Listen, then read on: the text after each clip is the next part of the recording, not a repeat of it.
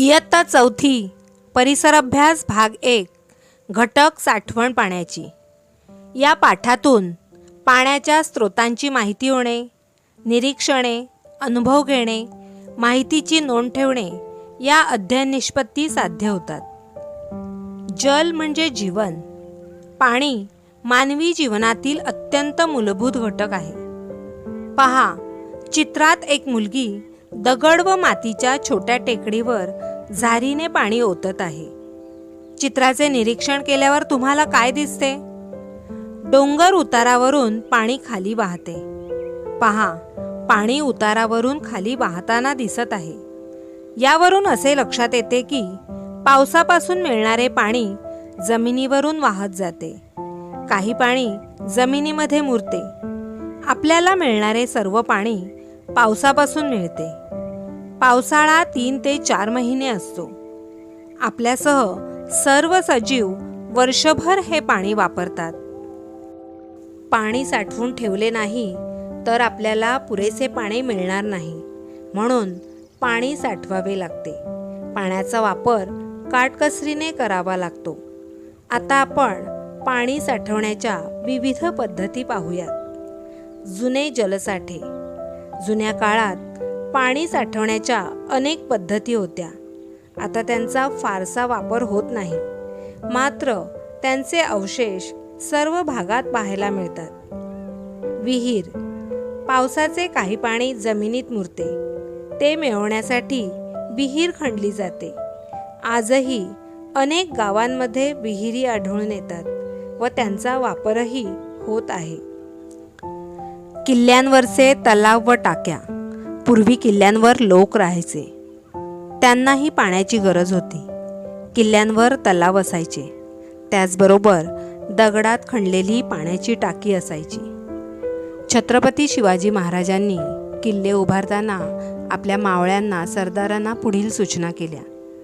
गडावर आधी पाणी पाहून किल्ला बांधावा। पाणी नाही आणि ते स्थळ तो आवश्यक बांधणे प्राप्त झाले तरी आधी खडक फोडून तळी बांधावीत। त्यातील पाणी खर्च होऊ न द्यावे। गडाचे पाणी बहुत जतन करावे, म्हणजे त्या काळात देखील पाण्याचा काटकसरीने वापर करावा ही जाणीव होती। नदी व बंधारा। नदीचे पाणी अडवण्यासाठी नदीवर दगड मातीचे बांध, बंधारे बांधले जातात। आड। पिण्याचे पाणी मिळवण्यासाठी पूर्वी आड खणले जायचे, त्यांचा घेर कमी असतो। दोरीला बांधलेले भांडे, त्यालाच पोहरा असं म्हणत, ते टाकून त्यातून पाणी काढले जायचे। सांगली जिल्ह्यात आटपाडी हे गाव आहे। या गावात पूर्वी प्रत्येक वाड्यात आड होते। या आडांना वर्षभर पाणी असायचे। पुढे गावाला नळाने पाणी पुरवले जाऊ लागले।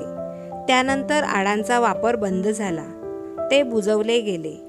आता या गावात खूपच कमी आड उरले आहेत। जुने तलाव।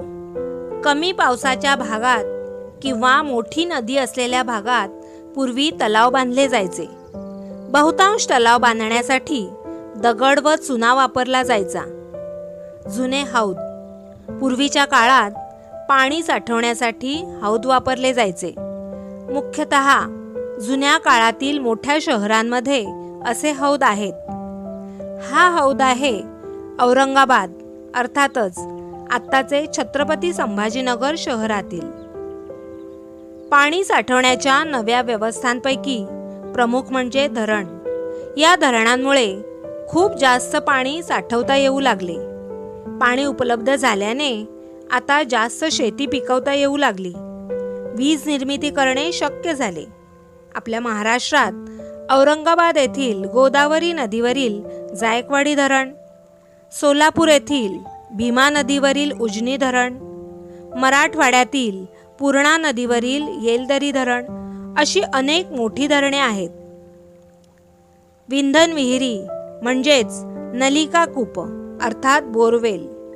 जमिनीतील पाणी वापरता यावे यासाठी पूर्वी विहिरी किंवा आड खणले जायचे, पण त्यामुळे जास्त खोल असलेले पाणी वापरता यायचे नाही। विजेचा वापर सुरू झाल्यापासून पंपांद्वारे खूप खोलवरचे पाणी उपसणे शक्य झाले। त्यासाठी विंधन विहीर म्हणजेच बोरवेल खणल्या जाऊ लागल्या. या खूप खोल असतात, पण त्यांचा घेर मात्र लहान असतो. नदी, विहीर, तलाव, धरण यांना जलसाठे किंवा पाण्याचे स्रोत म्हणतात. परंतु या सर्व जलसाठ्यांना पावसापासूनच पाणी मिळते.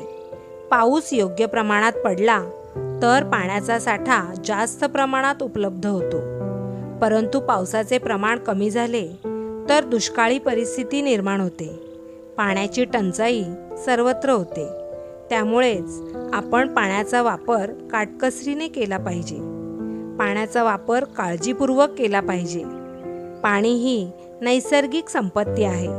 तिचा वापर सर्वच सजीव करतात याचे भान ठेवून पाण्याचा वापर केला पाहिजे. घरात अथवा सार्वजनिक ठिकाणी असणारे पाण्याचे गळके नळ दुरुस्त केले पाहिजेत. सतत नळ चालू ठेवून काम केल्याने पाणी वाया जाते. हे लक्षात ठेवून जेव्हा काम असेल तेव्हाच पाण्याचे नळ चालू करून काम झाल्यावर बंद करावेत. ही जाणीव प्रत्येकाने ठेवणे आवश्यक आहे. नदी, विहीर, तलाव या पाणवठ्याच्या ठिकाणी कपडे धुणे, गुरे धुणे, गाड्या धुणे, अंघोळी करणे यामुळे पाणी अस्वच्छ होऊन पाण्याचे प्रदूषण होते. या प्रदूषित पाण्याचा वापर सजीवांच्या आरोग्यास हानिकारक ठरते. त्यामुळे पाणी प्रदूषित न करण्याची जबाबदारी आपणा सर्वांची आहे.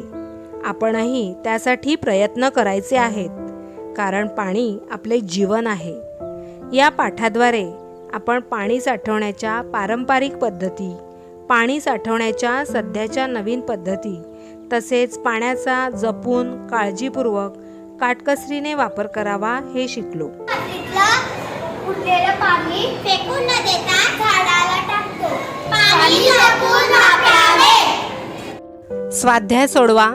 प्रश्न 1. तुम्ही राहत असलेल्या भागात पाणी साठवण्याच्या जुन्या पद्धती आहेत का? याची माहिती घ्या. हे पाणी आता कसे वापरता येईल याचा विचार करा. प्रश्न 2.